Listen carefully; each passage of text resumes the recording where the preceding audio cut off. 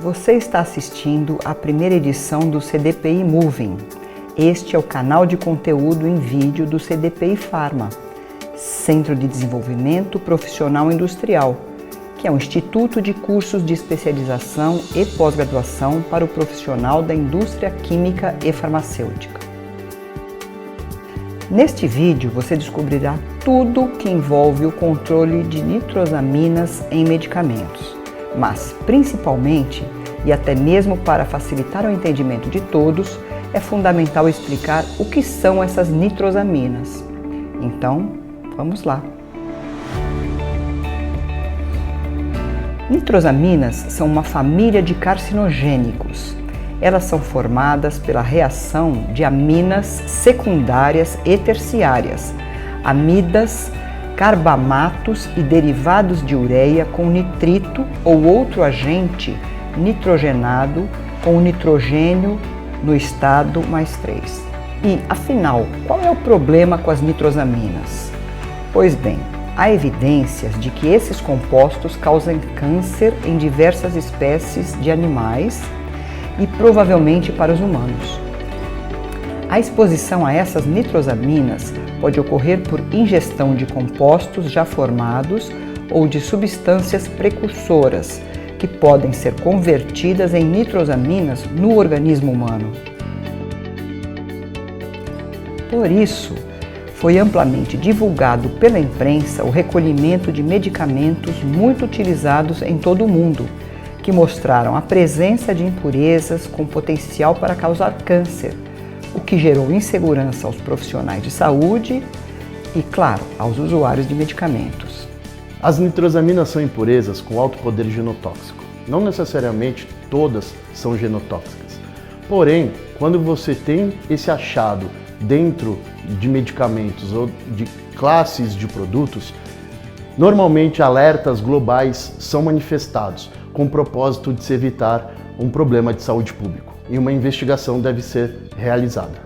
Em julho de 2018, pela primeira vez, foi detectada a presença da N-nitrosodimetilamina como uma impureza em medicamentos à base de valsartana.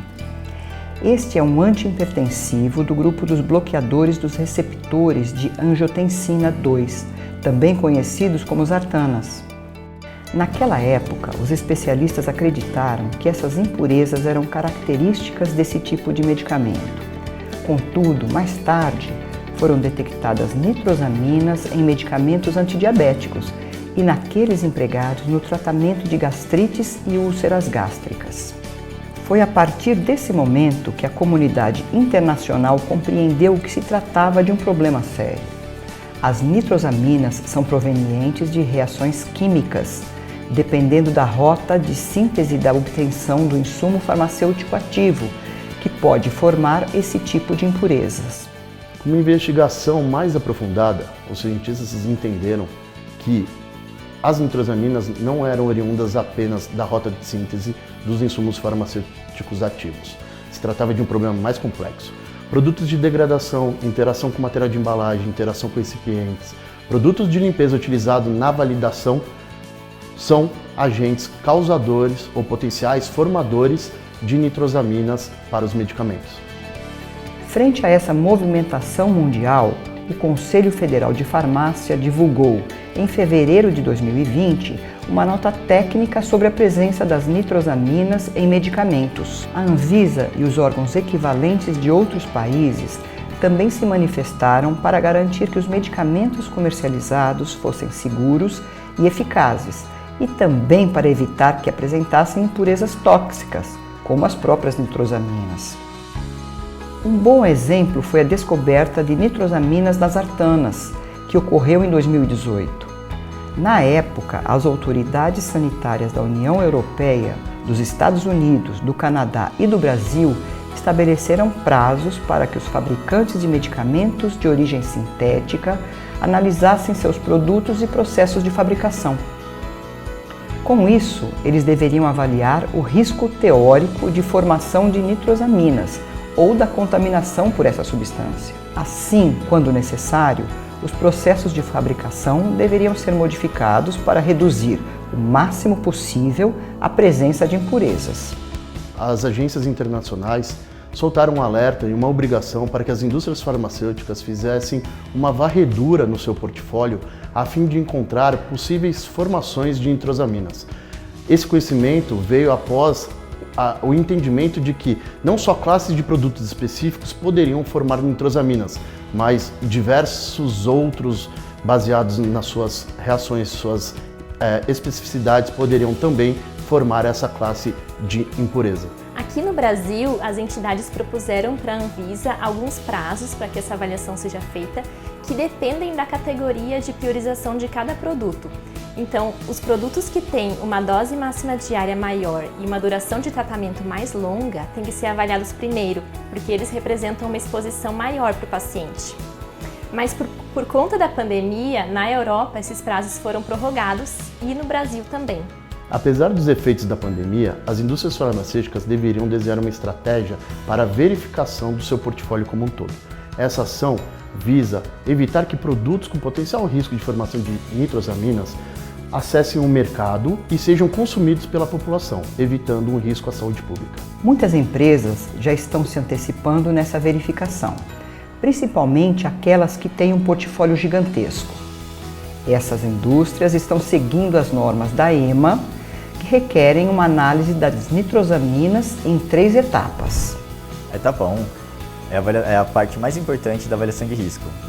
Ela consiste na análise do processo produtivo como um todo do medicamento. Então ela começa avaliando o IFA, medicamento, todos os recipientes que vão no medicamento, material de embalagem, e tudo isso tem que ser avaliado com parâmetros de qualidade e técnicos. E aí, essa avaliação de risco global do processo de fabricação do medicamento, ela vai indicar fatores de risco. E se esses fatores de riscos indicarem que existe a possibilidade de formação de nitrosamina, então a nossa avaliação tem que partir para a etapa 2. A etapa 2, ela consiste no teste confirmatório. Ou seja, a partir do momento que você identifica risco na fase 1, você tem que partir para a fase 2, que são testes analíticos que vão comprovar se esse risco identificado na fase 1 realmente é real ou não. Então você parte para as análises experimentais. E aí, por fim, se na etapa 2 a gente confirmar que realmente existe presença de nitrosamina, a gente parte para a etapa 3. A etapa 3, a partir do momento que você identifica a presença de nitrosaminas na etapa 2, a etapa 3 vem como sendo um controle. Ou seja, você tem que tomar medidas para reduzir a níveis seguros a presença de nitrosaminas ou eliminar a formação delas. E como você faz isso?